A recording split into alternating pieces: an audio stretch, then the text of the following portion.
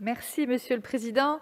Monsieur le Ministre, chers collègues, la crise sanitaire qui frappe l'Europe et le monde depuis plus d'1 an maintenant a eu et continue d'avoir des conséquences lourdes sur l'économie du fait des fermetures administratives et d'un ralentissement très net de l'activité. Afin de répondre aux difficultés des entreprises, différents dispositifs d'aide, 17 exactement, ont été déployés par le gouvernement. Parmi eux, l'activité partielle, le fonds de solidarité, les PGE, le report de cotisations sociales, plus récemment la prise en charge des coûts fixes ou aujourd'hui l'annonce de l'aide au secteur de l'habillement dont le versement interviendra à partir du 25 mai. À la fin du mois de mars, ces mesures de soutien représentaient 206 milliards d'euros, soit 9% du PIB. Le gouvernement a montré sa capacité à adapter rapidement les outils d'accompagnement aux besoins des entreprises. Dans l'urgence et face à l'incertitude, il a su être à l'écoute, comme en témoigne la mesure de soutien aux activités indoor par la prise en charge des coûts fixes que j'ai portée avec vous, Monsieur le Ministre, à travers les remontées de cas concrets du Maine-et-Loire.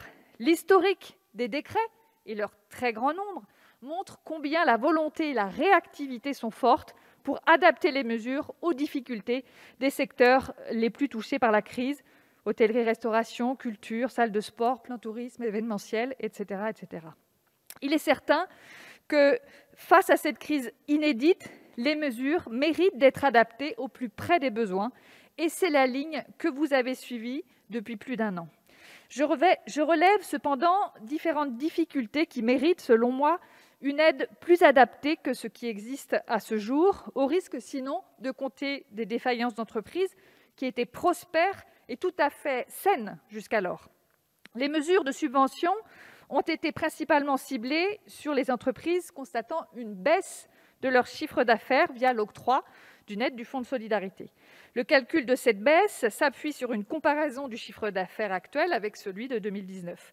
De fait, les entreprises nouvelles ou récentes, créées en 2019, ou bien celles qui ont investi pour se développer, pour augmenter leur activité, passent souvent entre les mailles du filet ou bénéficient d'un soutien qui est en décalage avec la réalité de leur manque à gagner.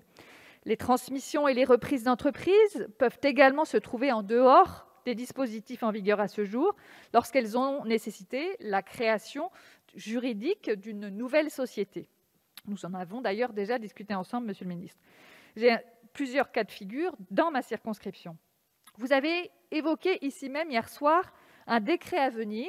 Pouvez-vous nous éclairer sur le cadre et les critères prévus dans ce décret, s'il vous plaît ? Je souhaite également évoquer un autre secteur pour lequel le calibrage de nos dispositifs d'aide mérite d'être mieux adapté. C'est celui du commerce, de l'équipement de la personne, de l'habillement.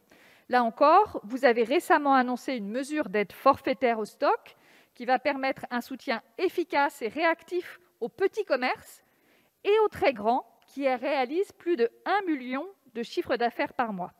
Mais entre 30 000, 50 000, 100 000 euros de chiffre d'affaires par mois et 1 million, d'autre part, pour les plus grandes chaînes, il y a une marge. Et des commerces indépendants, structurants pour nos centres-villes, sont dans la difficulté. Ces commerces ont parfois des stocks conséquents, de 100 000, 150 000, 200 000 euros, qui sont naturellement invendus et qui se déprécient chaque jour.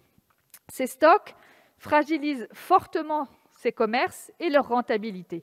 Leur situation doit être analysée finement et une aide plus adaptée à leurs spécificités mérite d'être mise en œuvre, au risque sinon de compter des défaillances qui fragiliseront nos cœurs de ville, alors même qu'on s'attache à renforcer ces cœurs de ville.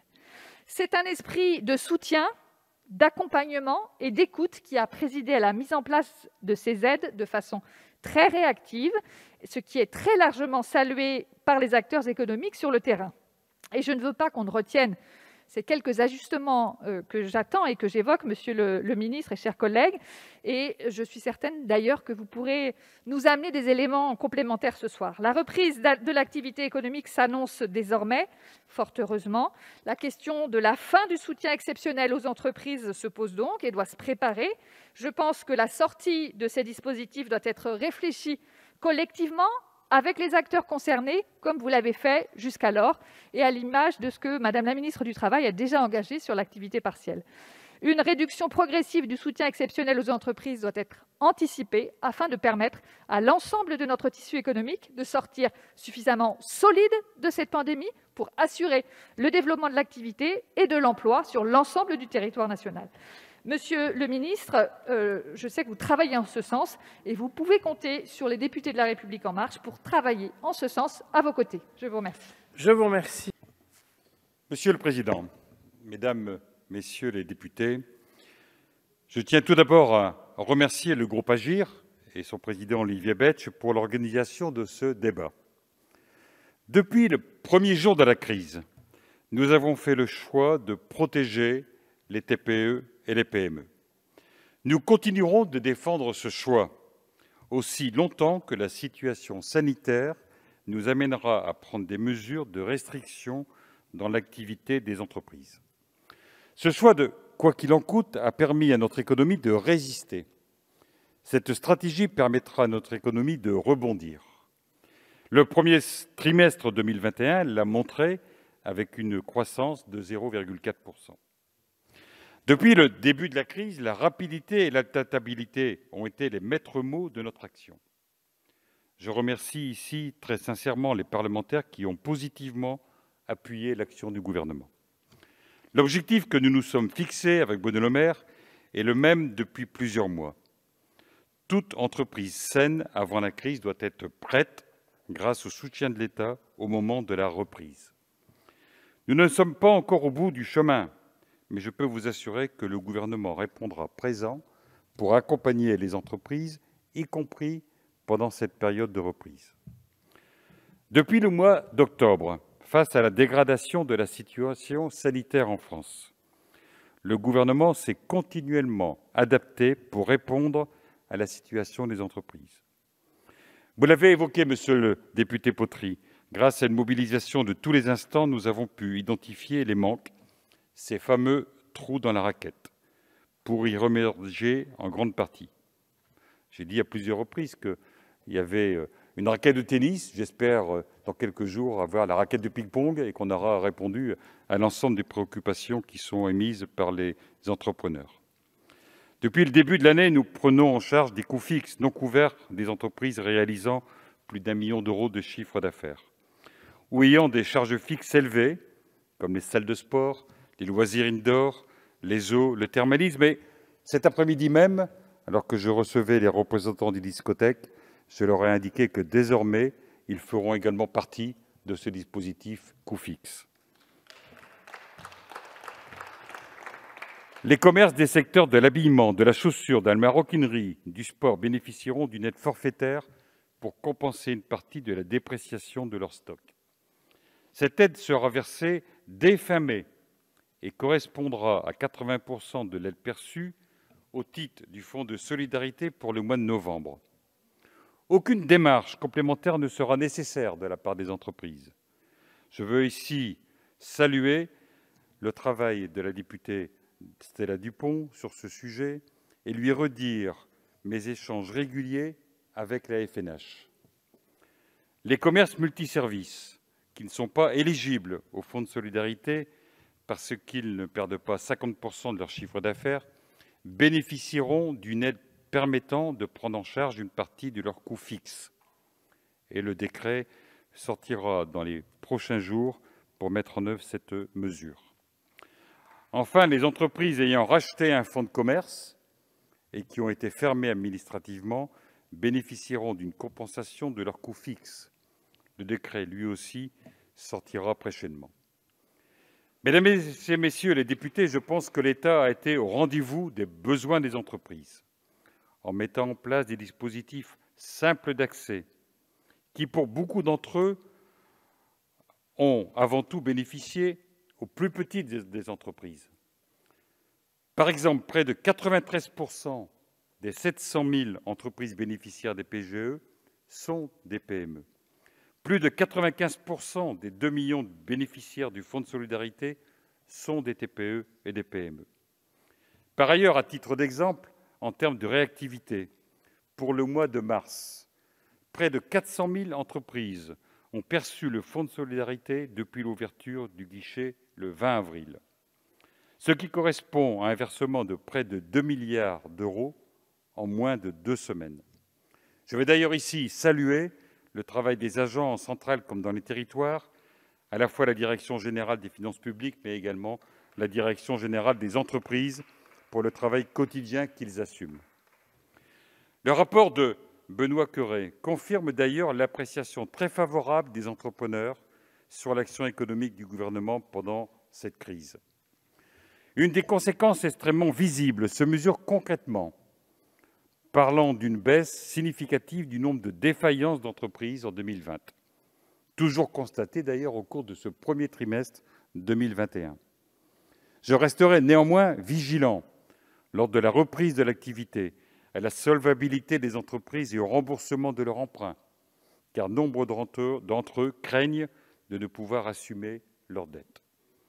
Alors que le président de la République a indiqué un calendrier de réouverture, j'entends la préoccupation de certains secteurs qui ne reprendront pas une activité normale dès la levée des restrictions sanitaires.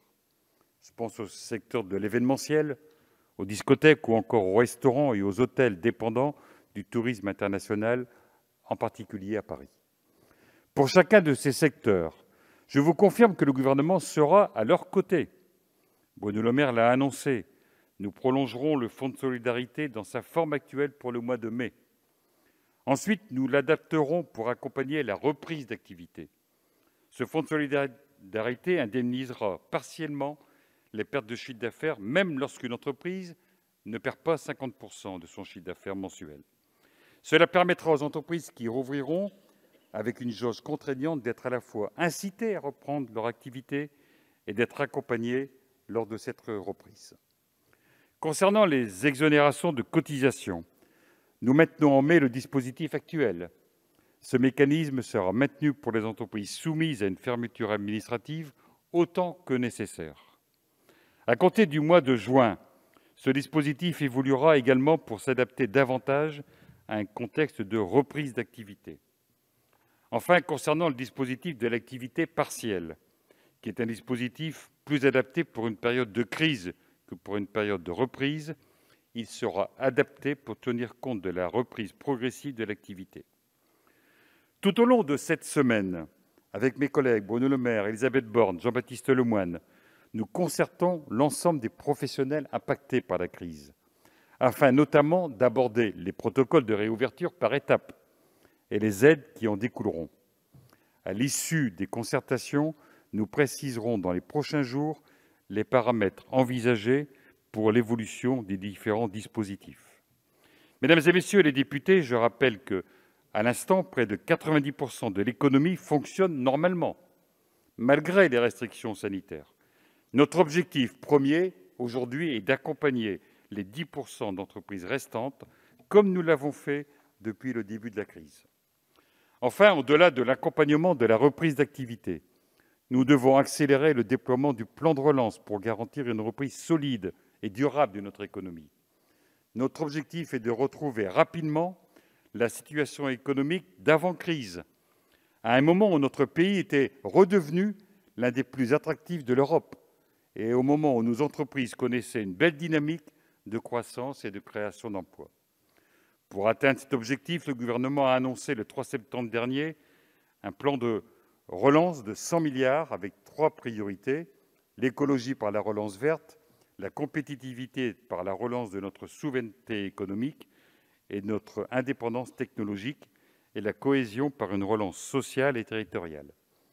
Le plan de relance se déploie vite et 30 milliards d'euros sont déjà mis en œuvre. Le président de la République a parlé d'un deuxième temps de la relance, de simplification et d'accélération des investissements. Le succès de cette relance économique dépendra de la mobilisation de tous, gouvernement, élus, entreprises. Cette mobilisation de chacun a été déterminante au moment de la mise en œuvre des mesures d'urgence. Elle le sera davantage pour les mois à venir pour sécuriser la relance de notre pays. Je vous remercie. Je vous remercie, Monsieur le ministre.